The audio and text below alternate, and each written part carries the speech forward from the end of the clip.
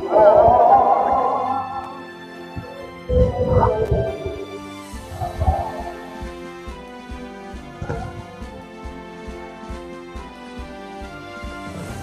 राजा जी, आज अजमेर आए हैं, क्या आज खालिस अल्हम्दुलिल्लाह हाजिरी की नीयत से आए हैं और इस दरबार में हाजिरी हम गुलामों के भी गुलाम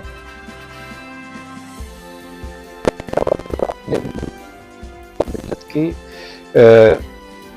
चैन और सुकून के लिए दुआ करने आए हैं। और इस दरबार में मुल्क से मुताल्लिक जो दुआएं होती हैं वो पहले कबूल होती हैं। जाती तो हम अपने लिए हमेशा मांगते रहते हैं और मांगते रहेंगे, हमें यहीं से मिलता है जो मिलता है।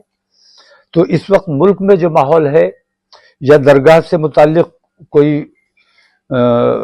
रेट आई है तो वो तो ये अंजुमन सज्जादगान ये देख रहे हैं उस मामले को, और उसमें जो भी हमारे सहयोग की अगर ज़रूरत होगी, वैसे गरीब नवाज की सरपरस्ती है।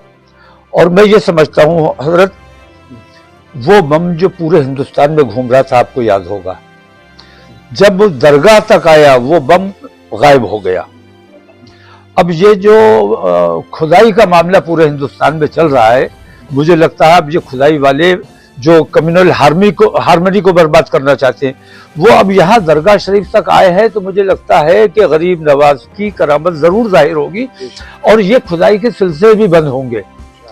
तो हार्मनी कायम रहनी चाहिए, हमारे मुल्क में अमन कायम रहना चाहिए। जो लोग इसको मतलब मुस्लिम दुश्मनी में अगर ये काम कर रहे हैं तो वो उन्हें अपनी गौर करना चाहिए कि ये मुल्क के लिए नुकसानदेह है। तो नुकसान इस वजह जी, अभी आपने गुलाब खुदाई के ऐसे भारत में कहाँ ऐसा हो चुका है जो आप बात कर रहे हैं? नहीं, कहाँ हो रहा है इस वक्त उस तफसील में जाने की जरूरत नहीं है। कुछ गैर कानूनी कुछ काम हो रहे हैं और वो इसलिए नहीं है कि उन्हें खुदाई असल में करवाना है। असल में वो जो मुल्क में कम्युनल हार्मनी है उसको तोड़ना चाहते हैं, उनका असल मकसद ये है। और मैं ये समझता हूँ, हम तो इंतजार में बैठे हैं कि हुकूमत की अंतरात्मा जब जागेगी तो वो उन्हें खुद लगेगा कि ये देश को नुकसान पहुंचाने का काम हो रहा है और वो इसे कंट्रोल करेंगे। माननीय न्यायालय के जो भी फैसले अभी तक आए हैं और जो आएंगे उस पर यकीन है और उस पर उसको एक्सेप्ट करेंगे? प्लेसेस ऑफ वर्शिप एक्ट की मौजूदगी में जितनी भी याचिकाएं अदालतों में स्वीकार की जा रही हैं वो तमाम की तमाम गैर कानूनी है। ऐसे तमाम मुकदमात को पहली फुर्सत में अदालतों को बर्खास्त कर देना चाहिए और जो ऐसे याचिका करता है उनको पनिश किया जाना चाहिए, उन पर जुर्माना आयद किया जाना चाहिए। तो आपका कहने का मतलब अजमेर की निचली अदालत के जो मजिस्ट्रेट हैं उन्होंने अजमेर शरीफ से मुताल्लिक बात आप करेंगे। मुझे अजमेर शरीफ ये लोग आ गए, मुझे सुकून है कि अब हमें पूरे हिंदुस्तान को आराम हो जाएगा। अजमेर शरीफ वाले बैठे हैं तो हमें कोई डर नहीं है। मुझे यकीन है कि अब पूरे हिंदुस्तान को आराम मिल जाएगा। अब गरीब नवाज तक बात आ गई है, अब गरीब नवाज खुद देखेंगे और मैं समझता हूं कि हिंदुस्तान में जो माहौल बिगाड़ा जा रहा है वो खुद ब खुद ठीक होगा। संभल वाली घटना पर संभल में जो हुआ है दुनिया के सामने है और जो बेईमानी हुई है, जो हत्याएं की गई हैं और वहां जो पाबंदी लगाई गई है वहां जाने पर, वो इसीलिए लगाई गई है ताकि वहां जो इन्होंने बेईमानियां की हैं उनको किसी तरह से मेकअप कर पाएं। और अब एक खोका मिल गया है कि मेड इन अमेरिका है या क्या है, पाकिस्तान से भी कनेक्शन जो, तुम भाई कहीं से भी कनेक्शन जोड़ दो, हम सच्चे हिंदुस्तानी थे और हैं और रहेंगे।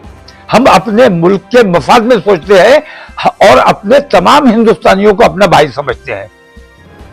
तो हमारा कनेक्शन कहीं से नहीं है। हमारे जो बच्चे कत्ल किए गए हैं वो पुलिस ने संभल को आग में झोंकने के लिए पुलिस ने जानबूझ के उनका कत्ल किया है। वो तमाम बच्चे हमारे शहीद हैं और उनको इंसाफ मिलना चाहिए। वहां की उचित स्तरीय जांच होनी चाहिए और जांच तब तक मैं समझता हूं कि ईमानदार नहीं हो सकती जंगे अधिकारी जांच का कोई मतलब है। दादा जी, अभी आपने कहा वहाँ पर जिनकी डेथ हुई वो शहीद था, इसी बयान को लेकर आपको जाने से रोक भी दिया था? नहीं, इस बयान को नहीं, मुझे नहीं, वहां किसी को भी जाने की, क्योंकि पुलिस ने जो बेईमानियां की हैं वो तमाम चीजें छुपाने के लिए उन्हें टाइम चाहिए। तो 10 तक अभी वहां पाबंदी लगाई हुई है, और जिन जिन के गोलियां लगी हैं, छर्रे लगे हैं या जो कुछ भी लगा है, उन तमाम से उनके बयानात बदलवाने की कोशिश की जा रही, दबाव बनाया जा रहा है, और कितने लोगों पर दबाव बना लिया गया, लेकिन अक्सरियत जो है वो अपने बयान पर कायम है। चलिए, बहुत शुक्रिया। अच्छा, और जो डेथ हुई उनके परिजन और उनके लिए कुछ मांग रख रहे हो आप उत्तर प्रदेश नहीं, सरकार से? उनके लिए हम उत्तर प्रदेश सरकार से कुछ नहीं चाहते, हम केंद्र सरकार से कुछ नहीं चाहते। हम जिस लायक हैं उन लोगों की जो मदद हो सकती है वो की जाएगी, उनको कहीं तकलीफ नहीं होने दी जाएगी। और उनके मुकदमात में भी, अगर मैंने देखा है जिनके हजरत गोली लगी हुई है वो ही मुलजिम भी हैं, मुजरिम भी हैं, उनको अरेस्ट भी किया हुआ है। ये 75 साल से हो रहे हैं और 10 साल से तो हम ही मारे जा रहे हैं और हम ही मुजरिम हैं, इससे भयानक कोई झूठ नहीं हो सकता। तो ऐसे झूठ हिंदुस्तान में अगर बोले जा रहे हैं तो ये हिंदुस्तान के लिए अच्छा नहीं है। हमारा मुल्क अमन और अमान का मुल्क है